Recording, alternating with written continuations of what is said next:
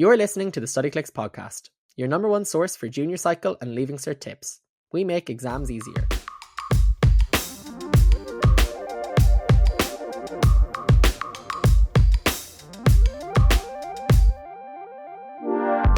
Hello and welcome back to the Studyclix Podcast. I'm your host Luke, and today I am joined by a very special guest, a fellow member of the Studyclix team. You guys are used to hearing myself, Andy and Aaron, all of us you would have seen on the social media. But today I'm joined by Amanda, who is kind of more behind the scenes, and you may not have seen her face before. So Amanda, tell us a bit about yourself and what you do at Studyclix. Yeah, hey Luke, I'm delighted to be here. Yeah, typical kind of background staff moment today. My role in Studyclix is, the official title is Schools Engagement Manager, which is just a really fancy way of saying that I work mostly directly with schools, especially when they come on board for a school license where student access is provided by the school. And I work with teachers, I work with the students themselves, and I work, of course, with the principals to get everything involved in that process off the ground. Yeah, so if any of you have Studyclix through your schools, you have Amanda and the schools team to thank for that. But today we're not going to talking about the very intriguing process of how school licenses are set up or anything like that. We're actually talking to Amanda because she has had a very interesting journey with the CAO and results day and college in general, and kind of just your career path and progression. So we thought that this would be a great opportunity to get you on the podcast and talk about it for any students who kind of feel like maybe disappointed in their results or are waiting for their results or their CEO offer and are kind of like, have a bad feeling that it might not go to plan or the exams went worse for them than they thought they would. So Amanda very kindly is coming on to kind of share her own story and tell us a little bit about what went on for you. So I suppose take me back to the start, take me back to your leaving cert year. What were your plans? Like, 18-year-old Amanda, what was she hoping to do? Yeah, 18-year-old Amanda definitely had her heart set on being a primary school teacher. I'd wanted to be a primary school teacher for pretty much all of secondary school. And even if I think back far enough, it was primary school as well. I remember seeing one of the core memories for me is seeing my teacher kind of write on the whiteboard. And I really wanted to do that. I was like, this can be a job where you can use colourly markers and fancy erasers and just like draw and write on the whiteboard. That was probably the little childhood thing for me. Some people want to be astronauts. I just wanted to write on the whiteboard. But then that kind of manifested obviously more so in secondary school and even in TY and stuff. I did work experience in a primary school, and that was very a cemented plan for me going into senior cycle, and especially then choosing the CAO courses and filling out that form and stuff. So I probably had my heart set on that. Yeah, I think like at some stage kind of everybody wants to be a primary school teacher, because I feel like it's the one profession, like, you kind of when the realities of capitalism kick in at a young age and you realize you're going to have to get a job after school, the most experience you have with any kind of job is your teachers, and aside from like, the astronaut and all of that stuff, that sounds really cool. You see your teachers doing their job every day. So it's kind of, that's where a lot of people get the initial, like in primary school, they're like, oh, I want to be just like my teacher. But that kind of stuck with you then throughout secondary school. You didn't consider maybe I'll be a secondary school teacher instead. You kind of, you locked in with primary school teaching.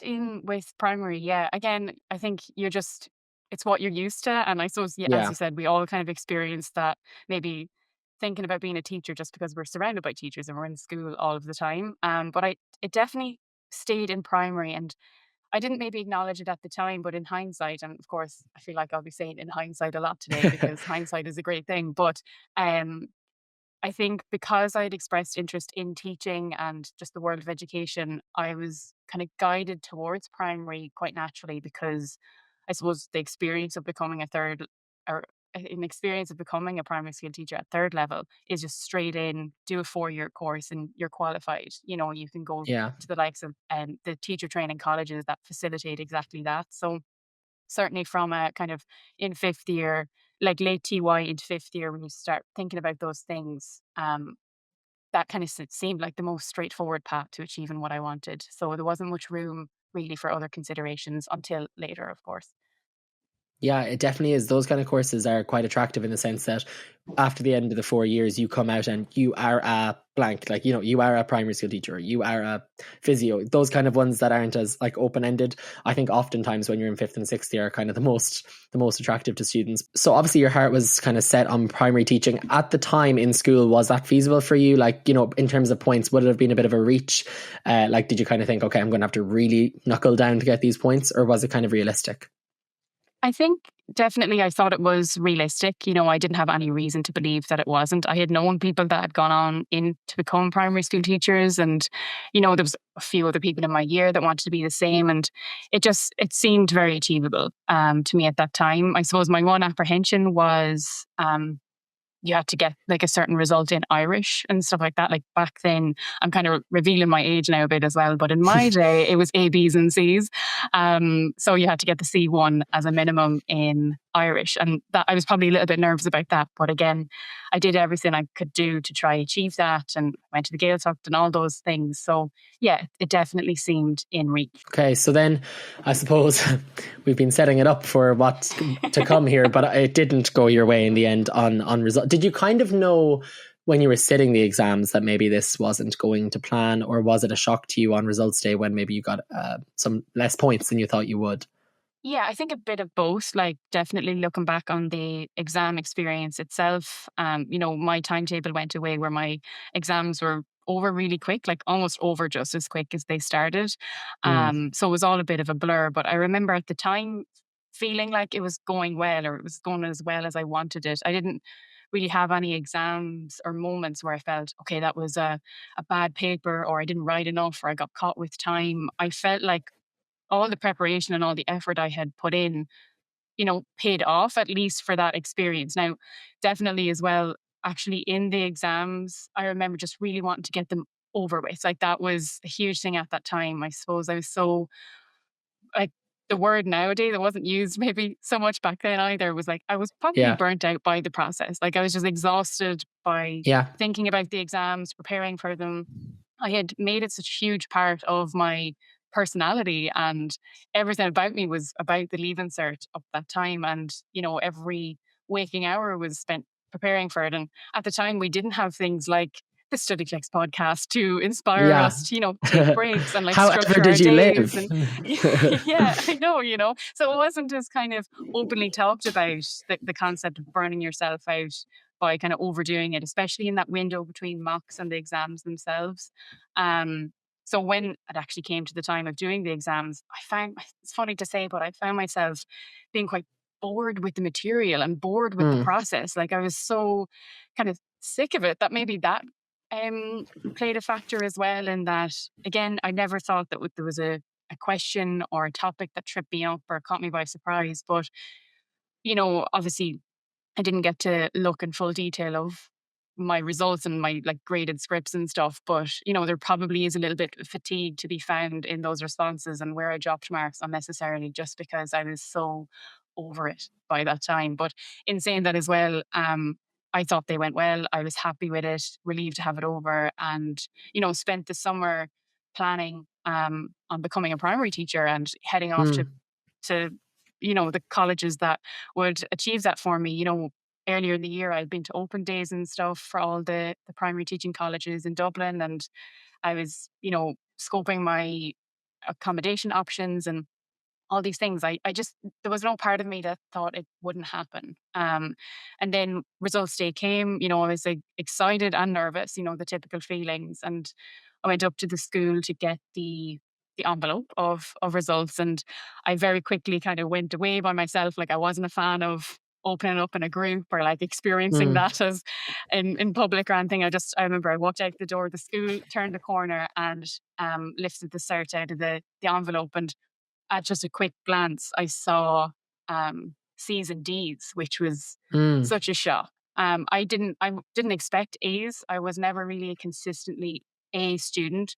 I knew like some subjects could dip over into A territory, but I was expecting predominantly B's, and predominantly B's would have given me the points I needed. But I was very caught off guard to see some C's and D's, and knew very quickly without even doing the maths that this wasn't going to add up to the points that I mm. needed. And I suppose the turnover between results day and CAO offers is so quick. Like, it's just, Yeah. you spend the whole of secondary school obviously preparing for this day, and then the exams are their own thing, and then you spend the summer waiting and results day, and then suddenly, like a switch, it's Yeah. you kind of know where you Everything's so stand. drawn out except for that Yes. process. You know, like Yeah. Yeah. suddenly it's the fastest thing in the world. Yeah. So I Exactly. suppose like kind of, so what was the wait, like 2 days or 3 days or something in between? I think the results were like on a Wednesday, and I think the results were kind of scheduled, like first round was Monday or something like that. Yeah, I it's think quick. Like it is it was quick. really, yeah, it was a couple of days. So was that kind of couple of, obviously you said it was kind of you didn't have to do the calculations to know that it kind of hadn't went your way. Was it kind of like instant kind of like a feeling of dread of kind of like, oh God, what am I going to get on my CAO now? Like this is not gone my way. Like, were those couple of days, although you said they were very fast, did they go very, very slow, you know, that kind of in between? Was it tough, or were you kind of just like coming to terms with it yourself? Yeah, I think I knew that unless the points for the courses completely changed and there was, a complete overhaul of how many Yeah. points you need to be a primary school teacher, I knew that that wasn't going to be an option for me. And I was really, really upset. And it was just like, it was a huge kind of release. It was a kind of pent up expectation and pent up hope. And then I just, like, I wouldn't be an overly like reactive or emotional person, or, Hmm. I don't obviously now in the years later, I don't put too much pressure on myself. I had put an awful lot of pressure on myself to achieve those things. And it Yeah. was through not achieving them that I realized that I could be a little bit kinder to myself and go a little Hmm. bit easier and kind of have broader expectations of myself. But um, I just, yeah, I was really inconsolable. My granny lives quite near the secondary school, so I walked from the school down to hers, and my mum and her were there, and I feel so sorry for them even to this day, because like, how do you even Yeah. What do you respond say? and support Yeah. somebody? And I had been quite independent throughout the Leaving Cert. I'd done my own thing, decided my own course. I didn't have a lot of intervention from like my parents and stuff. So Hmm. they didn't know how to respond. But I suppose in the back of my mind as well, that while my first three CAO lists on the list, the top three was primary teaching courses in colleges, I had put, if my memory serves me correctly, humanities in DCU is number 4, and arts in UCD is number 5. Just as I knew they were backdoor kind of routes into teaching, and that if you do kind of an arts-based degree, you can go on then do a further qualification to be a primary teacher or secondary, of course. But Hmm. I knew that they were on my CAO, and I had actually added them way later, like through kind of guidance as Yeah. well. Like, I had had the primary teaching, kind of when it first opened up in February. And then, I suppose just something clicked in me that I was like, I probably should have a plan C, D, and E, and not just kind of Yeah. go with plan A and B. And I'm so grateful that I did, because it turned out that the only thing I was able to get was my fifth choice on the CAO. And again, if you had told me when I was sitting the Leaving Cert or preparing for the Leaving Cert that you will get your fifth choice CAO, I would probably have Tweaked some out. sort yeah, absolutely. It was a Yeah. worst case scenario for me. I just put it as a Yeah. safety blanket, because I really wanted to go to college. That was a huge thing as well. Like, I of course wanted to be a teacher and I wanted to do those courses, but I really wanted to move to Dublin and live in the city and have that college experience. I was 19 this summer after my Leaving Cert, so I was quite on the older end of, Hmm. my peers, and I was just so ready to move. So that was a huge thing for me as well, that putting the likes of humanities and arts degrees and stuff on the CAO was that my ticket to that as well. And of course, I'm so glad that I did, because I needed it and I got it, and I found myself then, when the first round of offers came out, I got that arts degree in Hmm. UCD. And in less than a week, I found myself like on UCD campus for the first time ever, by the way. Like, I didn't go to the UCD open days, Yeah. or I Had you hadn't been even to been. open days for the primary school places? Yes, yeah, I'd been up like kind of the north side of Dublin, and I'd gone to St. Pat's and all of those, and I was like looking at areas I could live in up there, but I hadn't even been to the south side of Dublin, Yeah. or got to Yeah. any of the buses that direction. So I was on campus, about to start orientation week for the subjects I chose were English, history, and sociology. You choose 3 for the joint honours program. you'll continue with 2 then into second and third year. And I just chose English and history because they were the 2 subjects that I enjoyed most in school. And they Yeah. ended up being my 2 strongest results on the day as well. So that was kind of in the stars in its own little way. And yeah, I was just doing a course that I had not mentally prepared myself to do, Yeah. but I was committed to the process at that point as well. Well, thankfully you had put it down. I suppose like that's what I know everybody says, like, fill out, a lot of people say fill out your course, fill out as many as you can because you never know what's going to happen. I kind of had a similar experience to that. I wasn't disappointed at all in my results. I actually was very happy with my results. So when I got my CAO offers, that's when I got the like that was when it hit me of like, oh gosh, like what? Because I got my 4th choice, and like if it was any other year, like from the year prior, would have had enough for my first. So it's like you never know what aspect of it's going to go wrong. It could be the results, it could be the actual offers. So it's always good. Like the kind of only way to be kind of like, I mean, the foolproof plan for both of them is to just put down as many options as possible. Because like you said, a huge part of it as well, I know it is so important to like want to do the course and want to do that, to be a primary school teacher.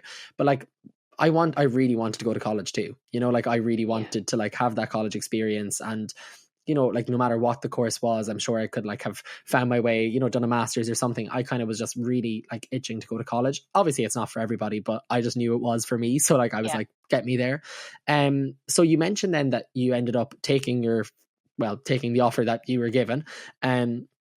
Did you kind of did you consider maybe, I know you said you were kind of on the older end, so maybe you didn't, but did you consider repeating or anything like that? Did that kind of cross your mind? Yeah, it's a fair question. Repeating the Leaving Cert was just not a prospect for me. Never I there. couldn't. Okay. I had done TY as well, so I had clocked my 6 years in secondary school. I Yeah. was, Not I going for spoke a second. already about being exhausted by the process by the time the exams came around. I could not imagine myself Yeah. doing it all again and hoping Yeah. for a different result. It wasn't in my nature. It wasn't my kind of preference. I was more kind of open to just, okay, now that plan A and plan B and plan C haven't gone to plan, let's just keep rolling with plan D and see how we get on. And what I did end up doing, just kind of out of stubbornness, even though I didn't, I knew it wouldn't affect my points or my choice. I sent my business and my biology paper back to be regraded. And I did actually Yeah. go up a grade in business for that. And Okay. again, it didn't drastically um, affect my points or anything like that, but it was more so a pride thing. Business Yeah, is the just principle as of an it, like, example of, yeah. yeah, I was like happy with how I studied that subject. I had been getting good grades. I was kind of counting on it to Yeah. be a subject I would get a strong grade in. And I was just kind of annoyed that that didn't happen. So that did when I submitted it for recorrection. But by the time I got the results back for the recorrection, it was October. I was already a month in the Fully course. fledged Like I into was the living in course. Dublin. Yeah. Like it just seemed like a completely different version of myself. But I'm glad I did it, of course. Just to Yeah. see what else I could get out of the process. But yeah, no, it's all those options. I'm so glad that I put the kind of arts degree down. And I do remember as well, like there was kind of maybe a negative perception towards an arts degree at that time because Yeah. it typically is lower points and you do choose subjects that you have been studying already for years. And, it wasn't really the go-to thing. I can't speak for everyone or I can't speak for every school either, but I certainly recall like kind of in the bubbles that I was in, nobody was really like putting an arts degree as their first choice, unless of course they wanted to be Yeah. a secondary school teacher. That was a different kettle of fish. But Yeah. um, there was the kind of perception of, yeah, arts degrees as the plan D. And I suppose Yeah. I was a little bit self conscious about that as well. Everyone who knew me knew that I wanted to be a primary school teacher and, my family, my friends. And when that wasn't kind of coming to fruition as naturally as everyone had hoped, and I was pursuing the arts degree route, I was a little bit self conscious of that. Yeah. But it wasn't enough to kind of stop me because again, I was just happy to commit to the plan that was presented to me and make the most of it. And I always knew that like if the degree wasn't right for me or the course wasn't right, I could go back to the drawing board after a while, but I was open to giving it a good shot. And Yeah. again, in hindsight, I'm so glad that I did. I didn't let those kind of perceptions about an arts degree kind of overrule me. Like I put it on the CEO form for a reason, and I'm so glad that I did. That you did, yeah. And it's been the makings of me as a result. Yeah. So obviously, I kind of suppose my next question was, did you enjoy it? But it sounds like you definitely did. Can you kind of walk me through?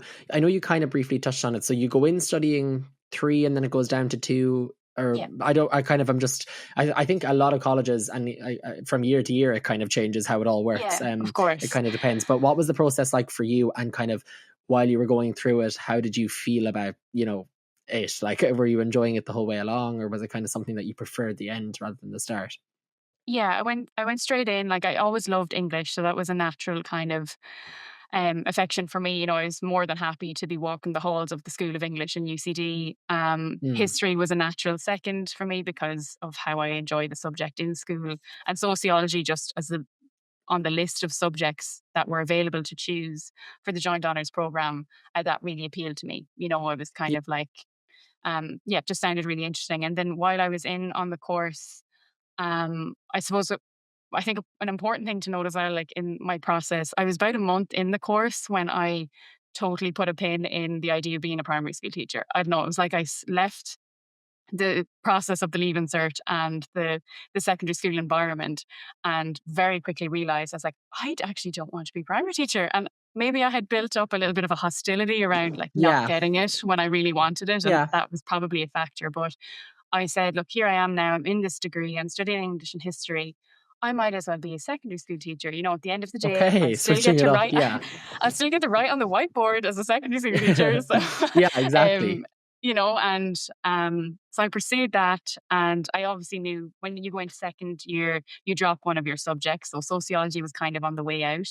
But I also acknowledged at that time, while I was loving English and everything, all the modules and everything involved, I wasn't loving history. Like, I wouldn't Mm, have classed myself as a huge history buff anyway. Like, I'm kind of yeah, interested in it generally, and I enjoyed the secondary school curriculum. But English at third, or sorry, history at third level was just different. It was like really far back, and the books were yeah, so thick, and it was, yeah, it was really, really long ago, and I just wasn't like, I was attending the classes and doing the assignments and getting by, but I was kind of thinking, I don't know if I can do this for the full 3 years. And I'm yeah. unsure then if I want to go ahead and teach it. So that was kind of And niggling teacher, at yeah, me. And I was disappointed maybe by that. But I was also optimistic, thinking, it'll change in second year. There's other modules and stuff like that. So I was still considering that. But in around that time, when you're kind of choosing your two to progress into second year with, the single honours program within UCD, the School of English, who would have run the single honours course separately, way smaller course size, only about 25 people. Um, I think it was about in around 500 points that year to actually pursue mm, single honours English through the CAO.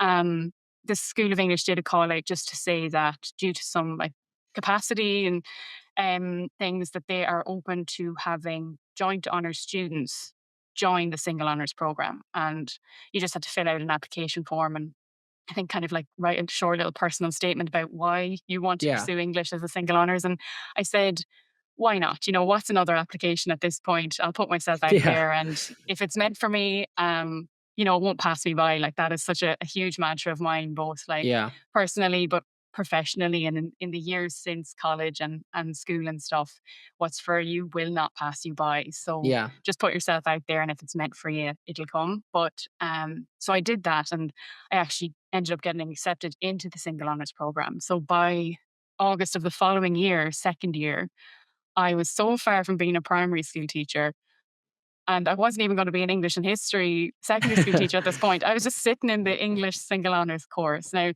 I believe that that is a unique experience. Like, I would not recommend anyone to kind of join a joint honours arts program and have their heart set on becoming a single honours anything within the yeah. year of doing that. Like, I think it was just, I don't think it's even a thing that happens annually. It was just something, they had the The stars availability aligned on for the that one. program. Yeah, Exactly. So that yeah, obviously opened the subject up to me massively. I got to do different modules as a single honours student. I got to actually write a dissertation, a 10,000 mm, word dissertation in third year, and kind of commit myself to that research project. And yeah, ended up ultimately graduating with a BA in English. And at that point, the natural next step for being a secondary school teacher was to do Master's in Education, that 2-year PME program. And that was plan A again at that point. But Yeah.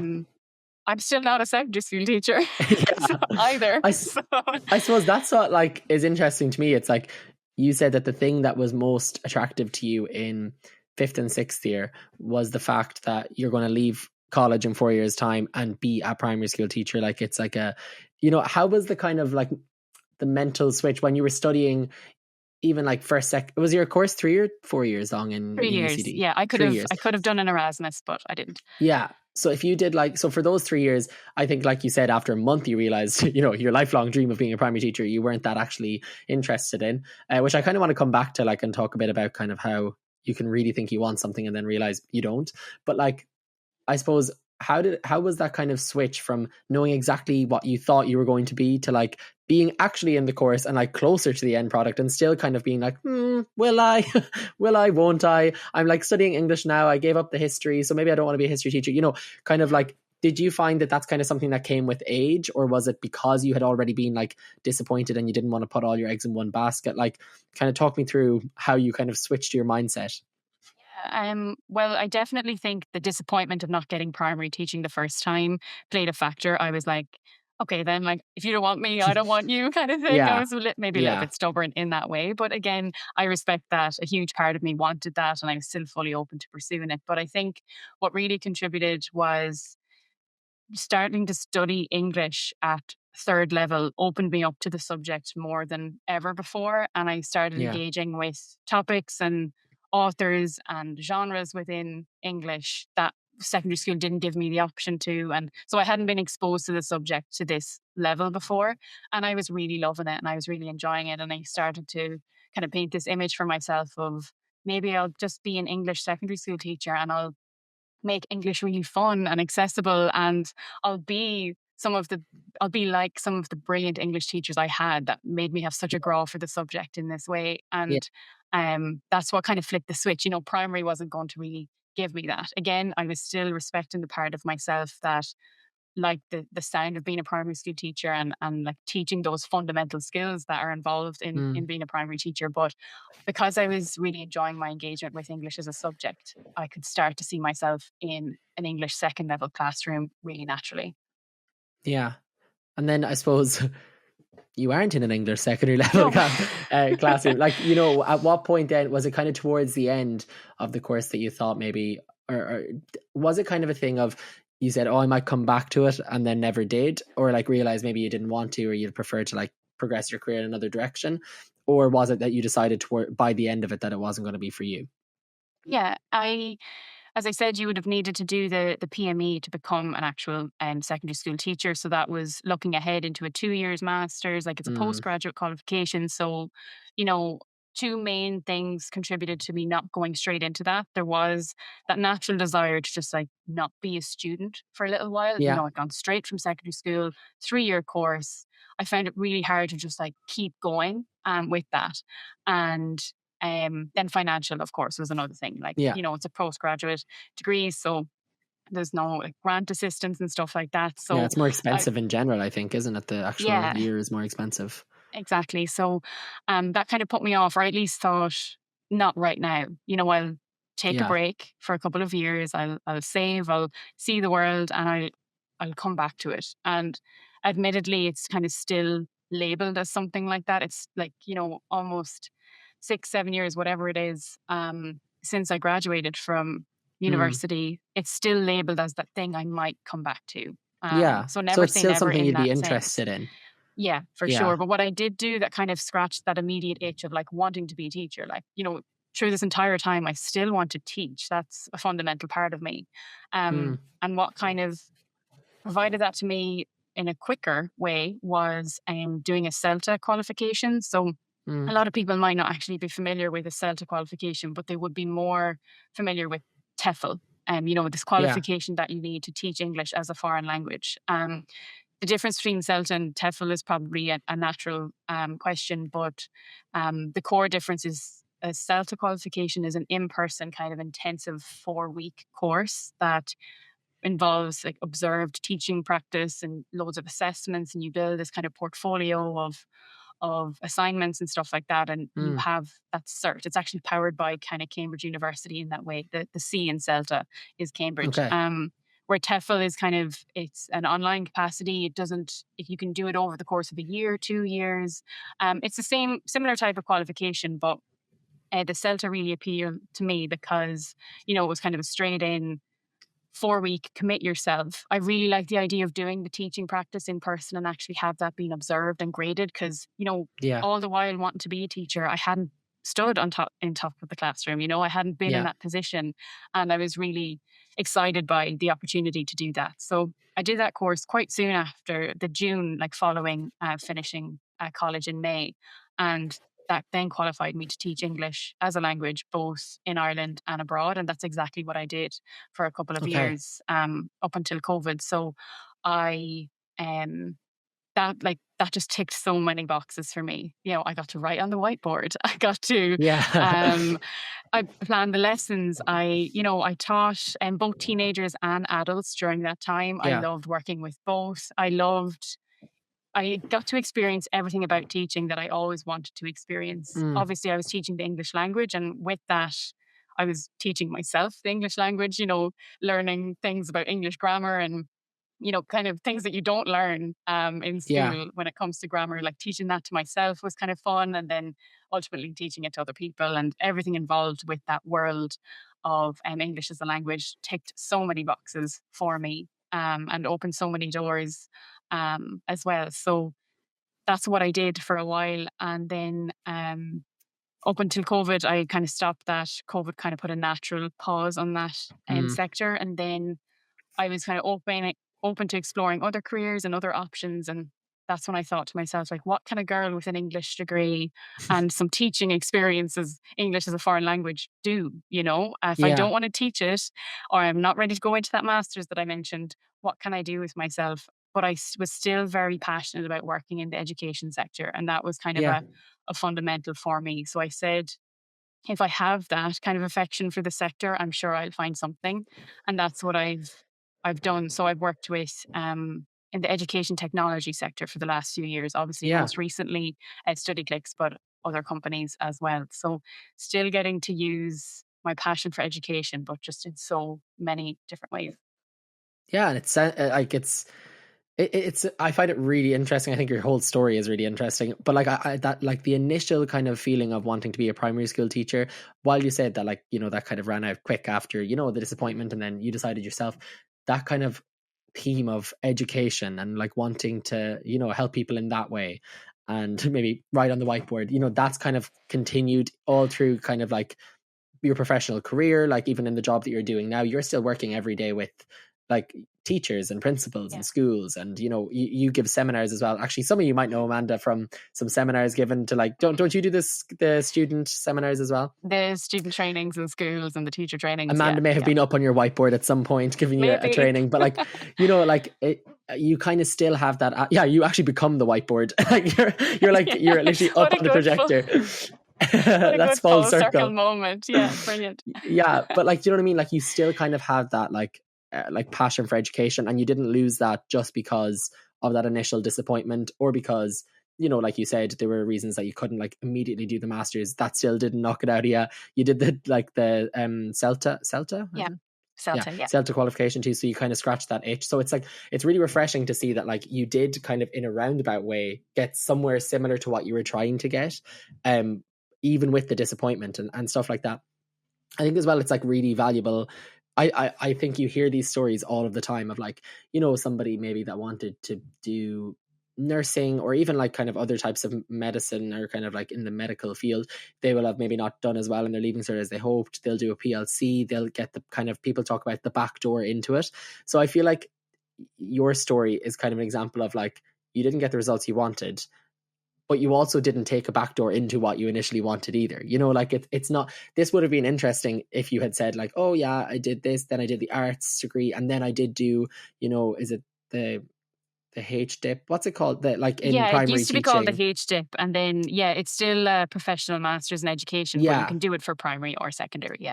Yeah, so like, I'm sure a lot of people in your course, like in the arts course, probably did go on and do what you had been saying you were going to.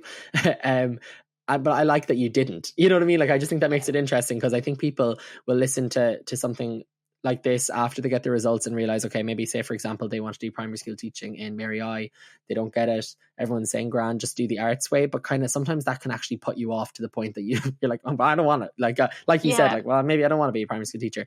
And there is kind of other options. Just because you take like a backdoor route into something doesn't mean you're going to end up with that. But it could be your choice, not like the CAO's choice, like it was initially. So I think that's like, exactly. I just think it's really valuable information that like not everything has to be like a 7-year process to get to where you wanted to go. You could find somewhere else along the way. Or you just fundamentally don't need to decide at 17 what you're going to do for the rest of your life. And I mean, that's the big I'm aware one. that, like,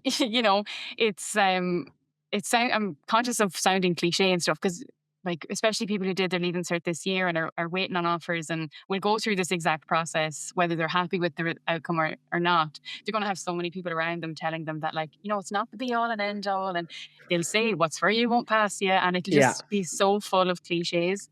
But I think if you can like fundamentally identify within yourself that you're passionate about a sector, or you see yourself in a certain type of role that's related to like a subject area that you're already studying in school, like, pursue the likes of an arts degree, or, do those subjects at third level. And you be like, when you do an arts degree, the only thing you can't do is not teaching. It's not just you're guaranteed to be a teacher of that subject. Now, I had no idea the amount of jobs in the education sector that I'm teaching. When I expressed that interest in education and in teaching while in secondary school and filling out my CAO form, I was kind of guided to putting primary teaching on the CAO, and that kind of influenced my thinking about what I wanted to do.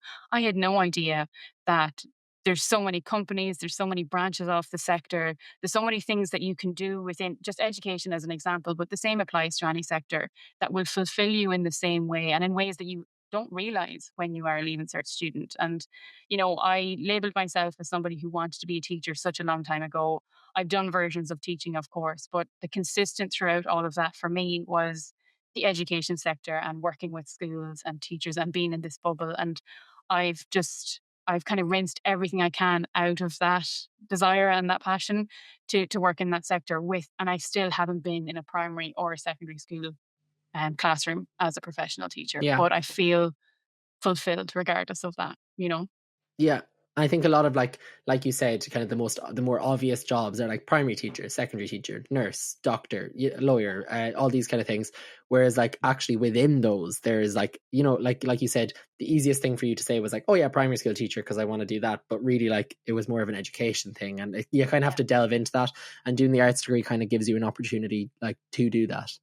Exactly. There's so many jobs there that you don't even know. Yeah, exactly. Jobs that you don't even know exist. Yeah, like that. And or companies. Like here I am in Studyclix as a schools engagement manager. Like, nothing on my CAO form or my college experience or anything about my planned professional path saw me in this role in this company doing this job. But here I am and I'm happy with it. And my degree has served me well as well. I think it's important to say that at no point during any job interview or any job I've applied for did I feel like my English degree or my arts degree did me a disservice or wasn't enough. And like I've been able to sit in every interview and apply what I've studied and what I worked in to those roles. And so that kind of diversity is such a pro of that route as well, I think.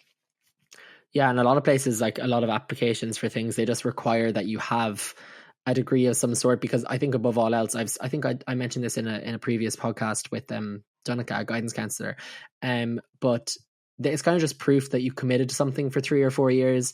Like you said, you did a thesis. Like that's like a good sign. You're a hard worker. You've gotten all these skills. Obviously you're proficient on technology and just in general, like Microsoft 365. Like it's actually amazing the kind of stuff that people can kind of like tell from just you doing a degree.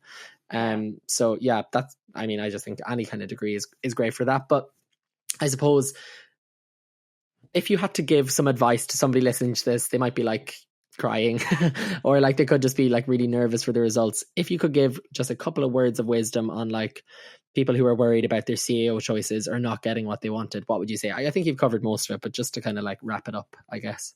Yeah, I think there's like 2 main things that I would like somebody listening to this to take away, if they are in that kind of in-between stage, is that, yeah, I think I'm a huge advocate for the arts degree, obviously, at this point. It's worth more than it gets credit for, I think. And there's nothing to be ashamed of, like just taking 2 subjects that you've already studied for 5 or 6 years and continuing with them into third level. And it doesn't mean you have to teach them. But I think my biggest advice to anyone who's maybe unsure of what they want to do or are forced into a position where they don't get what they wanted to do is just choose the path that is given to you, regardless of your results or regardless of your offers, and just trust in the process a bit. And you'll be so surprised about what opens up to you along the way. You know, again, in my experience of pursuing the English and history degree at third level, I'm so far from being an English and history teacher. And all of the avenues and all of the opportunities that have opened to me along the way are because I kind of just went into that a bit blind and didn't think of the outcome as much. You know, I didn't have a clean cut plan at the end when I knew that teaching maybe wasn't going to work out. It's just there's so many avenues, so many opportunities. And if you're a hard worker and you're willing to throw your hat in the ring for anything, like paths will open up to you. And again, I know that that's just not what somebody who's just disappointed by the leaving cert wants to hear.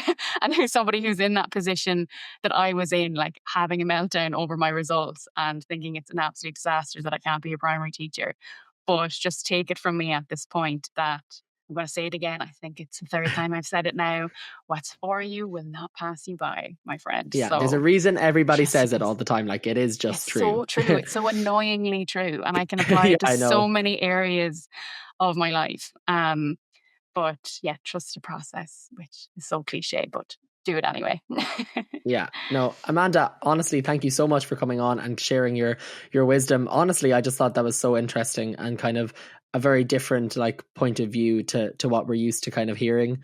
And I hope, and I know it will have helped anybody listening to this podcast that maybe is disappointed with results, or has accepted an offer that they maybe didn't want to get offered in the first place. So thank you so much for coming on. And yeah, I mean, we should have you on the podcast more often. You're great. I'm sure you have lots of other wisdom to share. So thanks a million. Thank you for having me. It's a pleasure.